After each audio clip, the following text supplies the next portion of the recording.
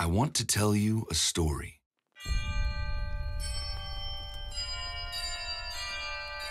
This story is about a ruler, but it does not begin in a palace. It is a story of faithfulness, but it is born out of betrayal. It bends toward greatness, but its genesis is despair. All great stories have humble beginnings, and heroes always rise up. Our tale begins with a man named Jacob, a fugitive on the run from his own brother. He found himself working for a rich man named Laban. Laban had two daughters, Leah and Rachel. Rachel's beauty far surpassed that of her older sisters, and Jacob fell in love with her. Jacob asked Laban for his daughter's hand, to which Laban agreed, but later tricked Jacob, forcing him to marry both sisters. This arrangement forced a fierce rivalry between Jacob's wives, one that would haunt the family for generations. Time passed, flocks grew, sons were born. Jacob's territory increased.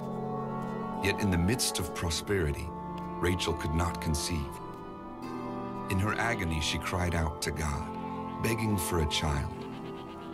The Lord heard her cries, and Rachel gave birth to a son.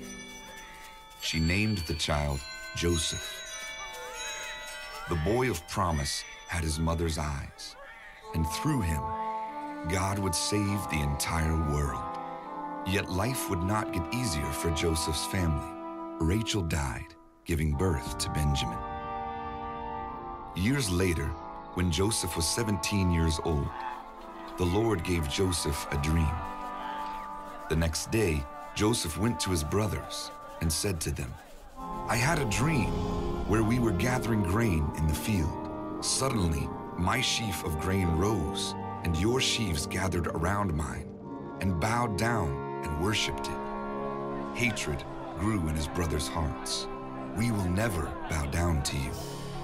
But Joseph and everyone else knew that he was his father's favorite son. Joseph continued to taunt his brothers. The following day, Joseph came to his brothers and said, "I had another dream last night. This time the sun and moon and 11 stars bowed down and worshipped me." Upon hearing this, the brothers hated him even more. Joseph believed that God would bring his dreams to life.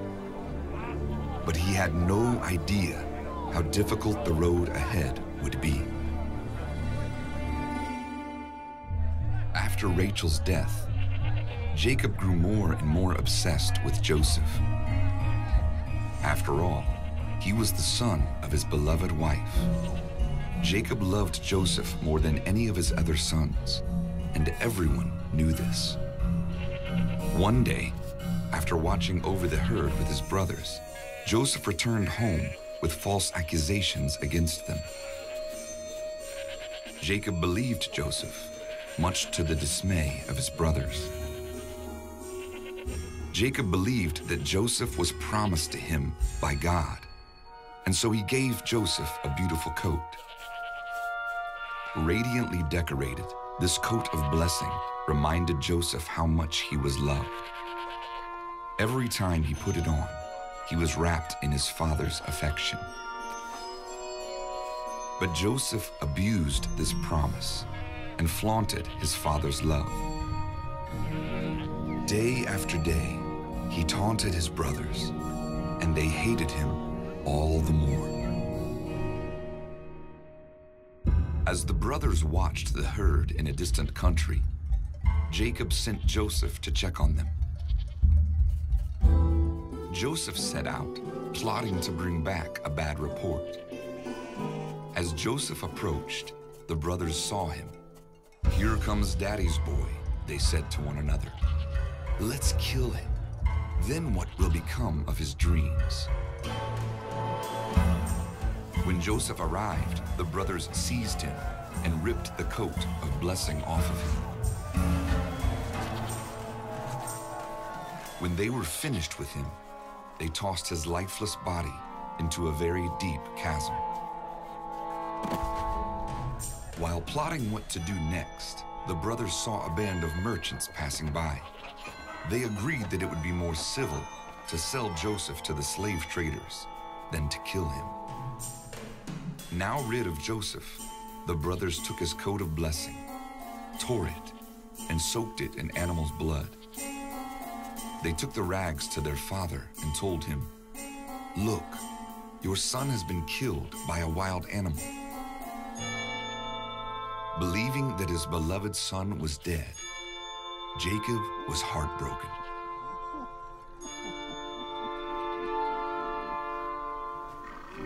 But this boy of promise was not dead. The Lord was silent, but he was up to something.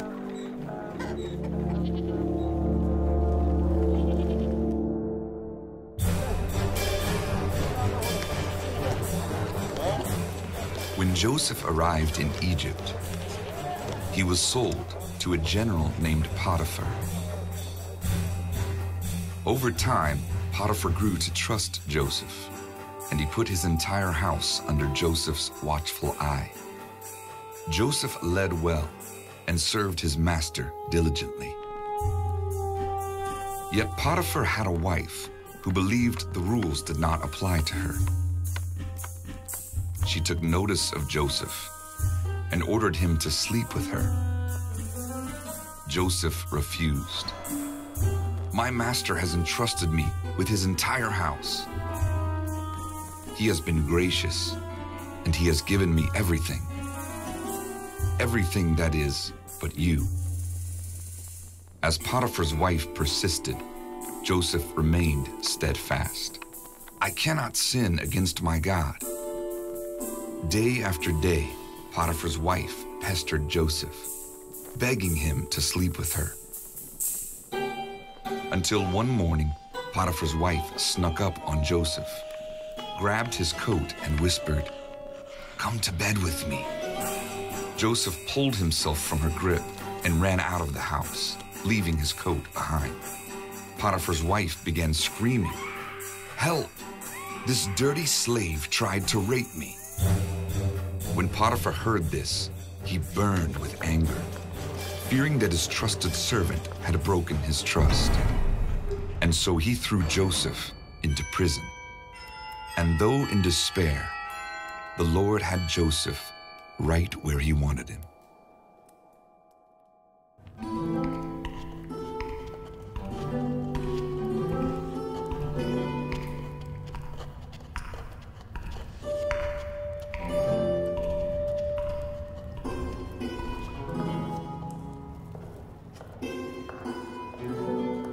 Engulfed in darkness, the Lord granted Joseph favor with the warden, and he was put in charge of all of the prisoners.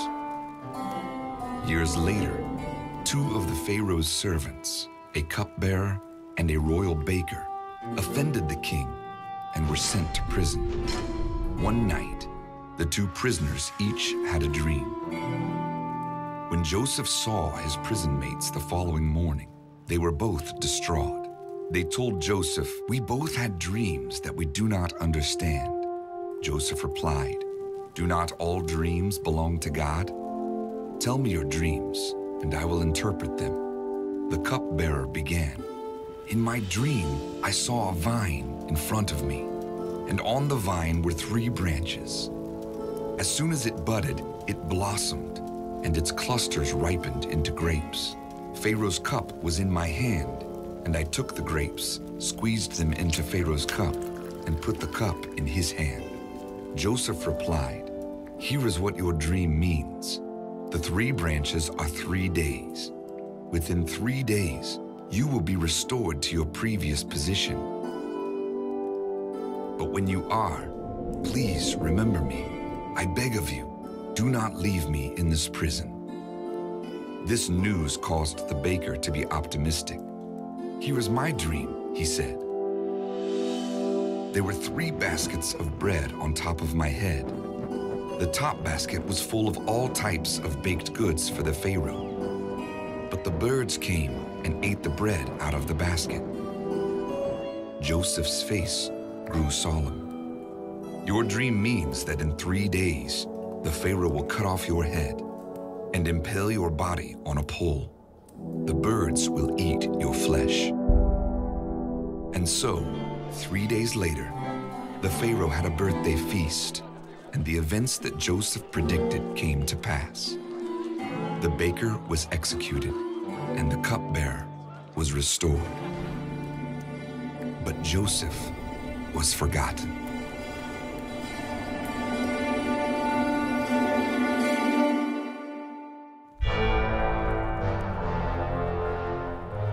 One night, as he slept peacefully in his massive palace, the Pharaoh had a dream.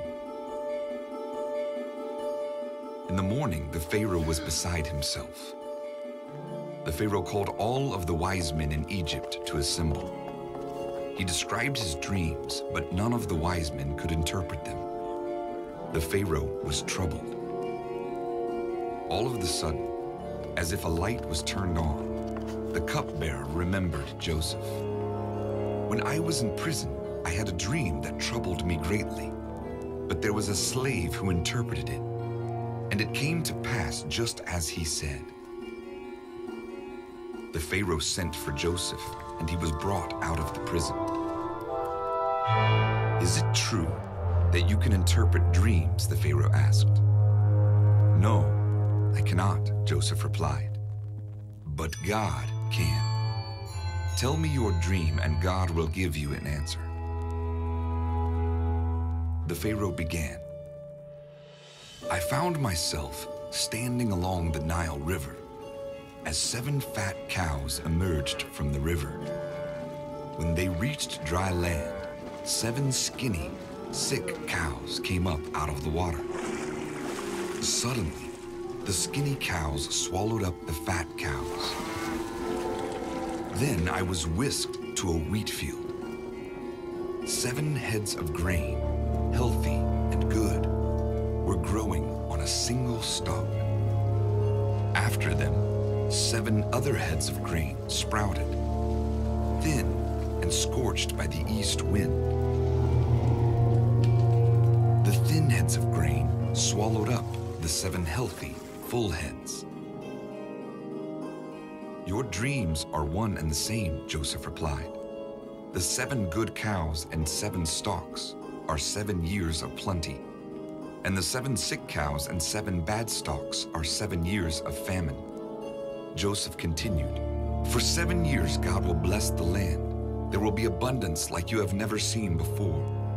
But then a famine will come, and all will be lost. Something must be done. The Pharaoh asked, what do you propose? And Joseph replied, find a man to watch over the land during the 7 years of abundance. Let him establish a plan to collect 1/5 of all crops and store it for the famine. The Pharaoh was convinced and said to his officials, is there anyone like this slave in the entire world? The Lord is with him. Then the Pharaoh looked at Joseph and said, Joseph, you are that man. And so Joseph was given all authority in Egypt. He executed his plan, and Egypt was saved from the famine. Kings from faraway lands came to Egypt to buy grain from Joseph, the slave who saved the world. As the famine raged on, Joseph's family became increasingly desperate. Joseph's father Jacob said to his sons, why are you just standing around? Go to Egypt and get grain so we do not die. So 10 of his sons went to Egypt, but Benjamin, Jacob's new favorite son, stayed behind. When the brothers arrived at the palace, they came before Joseph and bowed down. Joseph immediately recognized his brothers, but he pretended to be a stranger, and he spoke harshly to them. Where do you come from? He asked. "From the desert," they humbly answered. "We are here to buy food."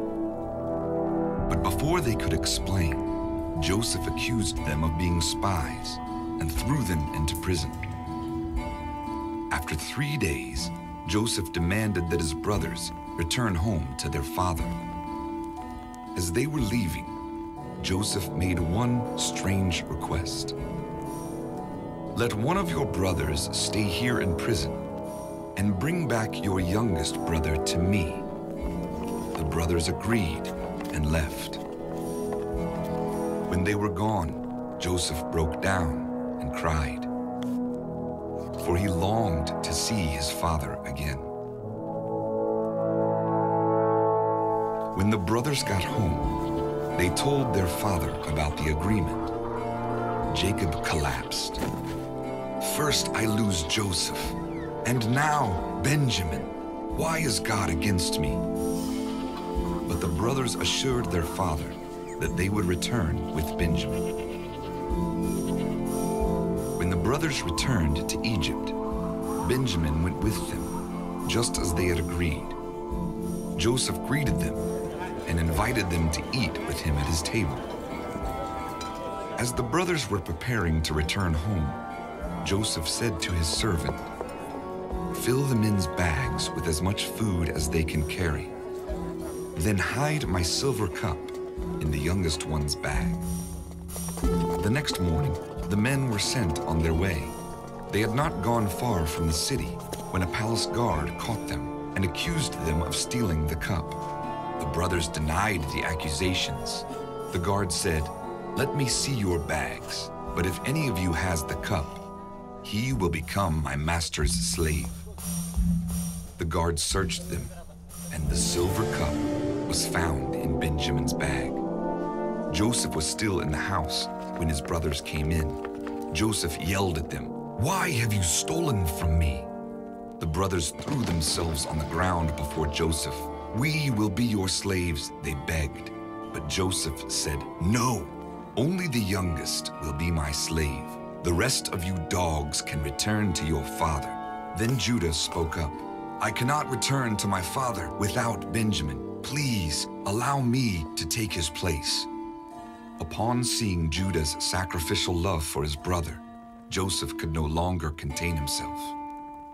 "Brothers, it is me, Joseph. Come close to me." It was obvious to everyone in the palace that day. God was putting something broken back together again. The brothers feared that Joseph would make them pay for their betrayal. Daily, Joseph reassured them, "Do not be upset about what you did. You did not send me here. It was God. He sent me here to save lives. From slavery to Potiphar's house to prison to this palace, God knew what he was doing. It was his plan all along." When the news that Joseph had been reunited with his brothers reached the Pharaoh, the king was pleased. The Pharaoh sent word to Joseph, "Send your brothers home to get your father and bring your family to Egypt. Do not worry about your possessions. You will not need them. The best of Egypt will be yours."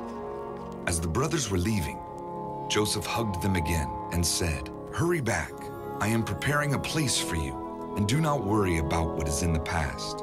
God has made all of this possible. He made something good out of what you intended for evil." The Pharaoh's men loaded up carts full of supplies for Joseph's brothers, and they set off to get their father. When they arrived home, they told their father what had happened. "Come and see, father," they said. "Your son, the boy of promise, is alive."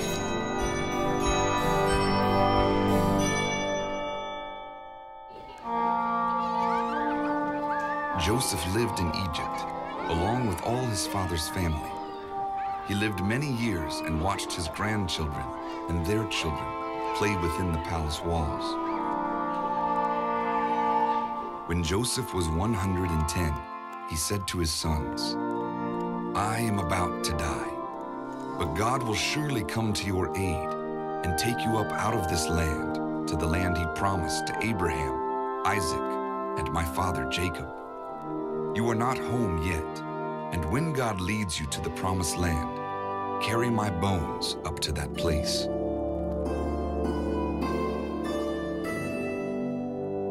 So it was that one man, through a life of faithfulness, changed the course of history. There would soon come a time that the Egyptians would forget about Joseph and enslave his descendants.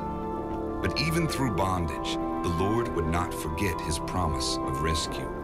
Even when his people refused to listen to his voice, the Lord continued to whisper his love song. And when faith dwindled, the Lord would wrap a coat of blessing around all his children. And many generations later, the Lord would send another boy of promise. And he too would be betrayed. And he too would rise up and save the world.